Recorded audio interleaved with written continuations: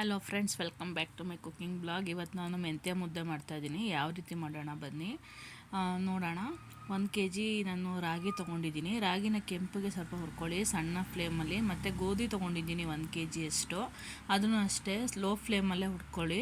ಸ್ವಲ್ಪ ನಿಧಾನಕ್ಕೆ ಕೈ ಆಡಿಸ್ಕೊಂಡು ನಿಧಾನಕ್ಕೆ ಹುರ್ಕೊಳ್ಳಿ. ಮತ್ತು ಉದ್ದಿನ ಕಾಳು 1/4 kg ತೊಗೊಂಡಿದ್ದೀನಿ. ಇದು ತುಂಬ ಸೊಂಟಕ್ಕೆ ಒಳ್ಳೆಯದು ಮತ್ತು ಆರೋಗ್ಯಕರವಾಗಿರೋ ದೃಷ್ಟಿಯಿಂದ ನಾನು ಇದನ್ನು ತೊಗೊಂಡಿದ್ದೀನಿ. ಮತ್ತು ಮೆಂತ್ಯ ಅರ್ಧ kg ಅಷ್ಟು ತೊಗೊಂಡಿದ್ದೀನಿ.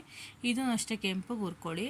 ಮತ್ತು ಡಿಪ್ಪು ಅಕ್ಕಿ ಆದರೂ ಸರಿ, ಇಲ್ಲ ಕೆಂಪು ಅಕ್ಕಿ ಆದರೂ ಸರಿ, ಇಲ್ಲ ಅಂಗಡಿ ಅಕ್ಕಿ ಆದರೂ ಸರಿ, ಅದನ್ನು 1 kg ಅಷ್ಟು ತೊಗೊಳ್ಳಿ.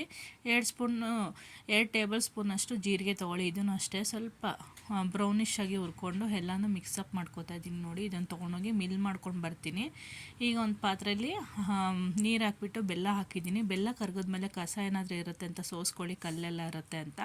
ಸೋಸ್ಕೊಂಡ್ಮೇಲೆ ಮಾಮೂಲಿ ನೀವು ರಾಗಿ ಮುದ್ದೆ ಮಾಡೋ ಥರನೇ ಇದನ್ನು ಅಷ್ಟೇ ನೀರು ಕುದಿಯೋ ತನಕ ಇದ್ಬಿಟ್ಟು, ನೀರು ಕುದ್ಮೇಲೆ ಮೆಂತ್ಯ ಮುದ್ದೆದು ಹಸಿಟ್ಟು ಹಾಕಿ ಸ್ವಲ್ಪ ಎಷ್ಟು ಬೇಕೋ ಅಷ್ಟು ಹಸಿಟ್ಟನ್ನು ಹಾಕ್ಕೊಂಡು ತಿರುಗಿಸ್ಕೊಳ್ತಾ ಬನ್ನಿ.